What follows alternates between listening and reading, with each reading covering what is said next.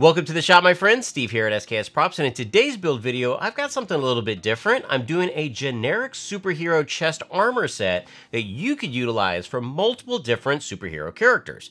The thing that's great about this particular armor set is it's extremely light because it's made all out of my HD foam, which you can find over at Blick Art Materials. And if you love these free PDF files and these videos, by all means, pick up some HD foam through the links in the description section and those that are on my website, because every time you do that, it helps support me and I can continue to make awesome things like this. You know, the other thing that's great about this particular armor is the fact that it is completely modular. It is a bunch of different pieces that go to make it up, so it fits a multitude of different body types.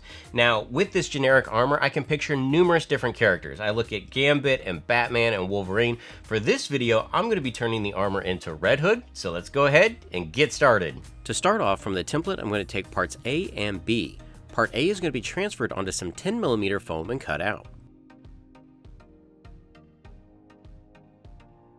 Part B will also be traced onto some 10mm foam, but the thing to notice is that the interior cut that will line up with Part A will be cut at an angle.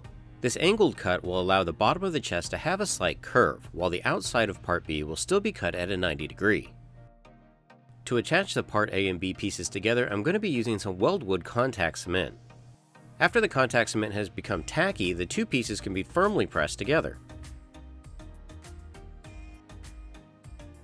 If you have any excess foam hanging over, you can trim this away to make it flush. Going back to my templates, I'm going to take part C and trace and cut this out of some 10mm foam. The upper section of this chest armor is made up of multiple pieces. Part D is going to be used to attach all these together. Part D is going to be traced and cut out of some 4mm foam. To make up the upper section of this chest armor, Part E is going to be traced and cut out of some 10mm foam as well. Whether it be length or width, all these pieces can be modified to fit your chest. To clean up my seams and round everything over before it's glued together, I'm going to be using a smooth sanding drum on my Dremel rotary tool. If you haven't watched my How to Make a Sanding Drum video, I'll be sure to link that above. Using my heat gun, I slightly heat the foam to seal it and also to start to give it a gradual curve. This is going to help all these pieces conform to my chest, and it's going to look a lot better than just being flat. Also on the pec armor, I press in from the middle. This is going to allow it to bulge out a little bit side to side and top to bottom. With all the pieces curved, you can see here how the chest armor is going to go together. The bottom of Part D is going to be super glued onto Part C. This piece is going to make up the gap in between the pec armor. Now, it's possible that you can change the length of this piece before you glue it onto Part E so that it fits your chest properly. Now, what's going to give this chest some volume is that the corners of Part C are going to be glued to the back side of Part E. This is going to allow the chest armor to round over to give it that heroic look while also contouring to the body. With all these pieces assembled, I can now glue on the pec armor. Weldwood contact cement is once again going to be used to glue these into place. Now, depending on the width of your chest, you can move these pieces in or out so that it fits you, because you don't want the armor pinching at your armpit. To make up the lower section of this armor, Part F is going to be traced and cut out of some 6mm foam. This is another piece where you can change the width or the length so that it fits your body properly. I'm also going to lightly draw on approximately where the ab muscles are going to go, but the placement of these is going to change slightly once the armor has been curved. There are multiple Part G abdominal muscles, and all of these are going to be traced and cut out of some 6mm foam. Once all the ab pieces have been rounded over, they can then be heat sealed before being glued to the armor. Part F now needs to be curved to fit the contour of this piece. The lines that I had drawn on earlier kind of act as a guide, but the main thing I'm trying to do here is make sure that all the armor directly lines up down the center. To make the upper chest armor stick out from the bottom, I'm going to add Part H to the back of Part C. This is going to be cut out of some 6mm foam and glued to the back of Part C. Once that had been attached, I can then glue the upper chest section onto Part F. Part I is going to make up some additional armor on the sides. These are traced and cut out of some 4mm foam before being glued into place.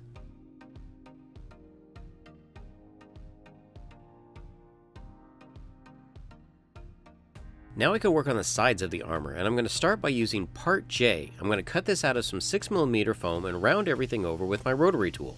Now on my templates, there's a light gray line on Part J where I lined it up with Part F. Again, depending on your body, you could move this piece in or out to make it fit you comfortably. You could then also change any of the armor plates on the sides to match your new piece. Once the two Part J pieces have been glued on, I once again used my heat gun to round these pieces over so that it would conform with my body. I'm also going to add a lower section to this armor, which is going to be Part K. This piece is also going to be traced and cut out of some 6mm foam. After being sanded and heat sealed, these pieces could also be glued onto the armor. And this is what I love about working with foam, is that several flat pieces with a little bit of time and talent end up looking pretty cool.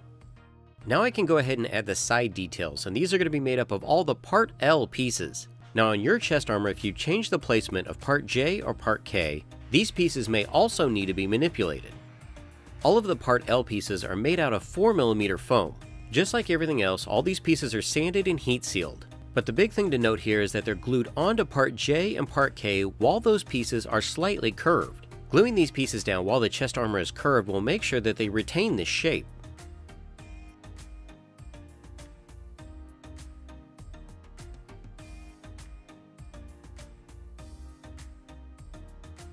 To flesh out the upper section of the chest armor and make it look more substantial, I'm going to be adding Part M to the back of Part E. This is going to be traced and cut out of some 6mm foam before being glued into place. To attach the straps on the sides, I'm going to have some support pieces of foam, which is going to be made up of Part N. These are going to be cut out of some 6mm foam and will help sandwich the 1-inch nylon straps.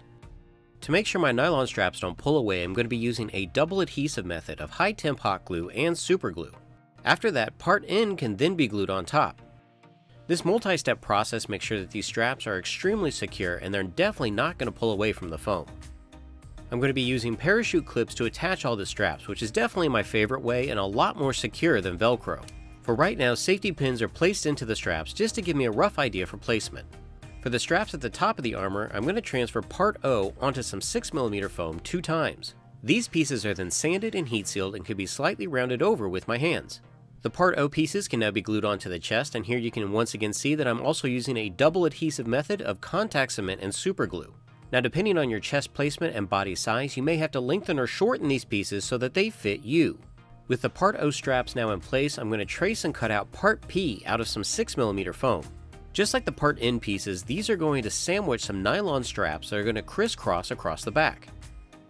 My double adhesive method of hot glue and super glue is once again used to attach these nylon straps, and then the 2 Part P pieces can be glued on either side.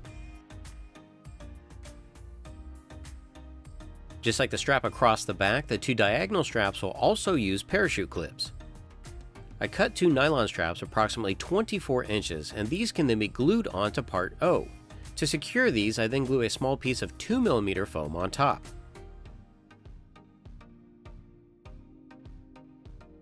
The thing that is really nice about this armor setup is that I can put it on and take it off by myself. Now since I'm going for the red hood look, I'm going to transfer the logo of Part Q onto some 4mm foam. This piece is then heat sealed and slightly curved to match the contour of the chest. I lightly mark on the chest with a pencil exactly where the logo is going to go before gluing it into place. Take your time with this step because you kinda get one chance. I mean, let's be honest, if the logo is crooked, it's really gonna bother you. To put on some additional details, I'm gonna use these resin cast half domes. Now if you don't have these, you could also use thumbtacks. Now if you also wanted to add any battle damage or additional details to the armor, now would be the time.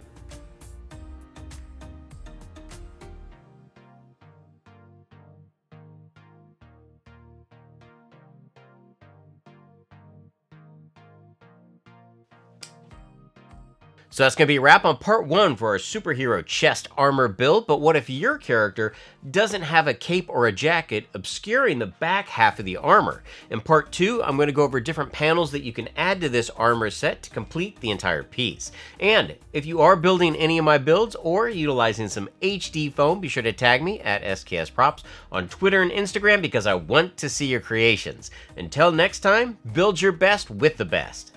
HD Foam.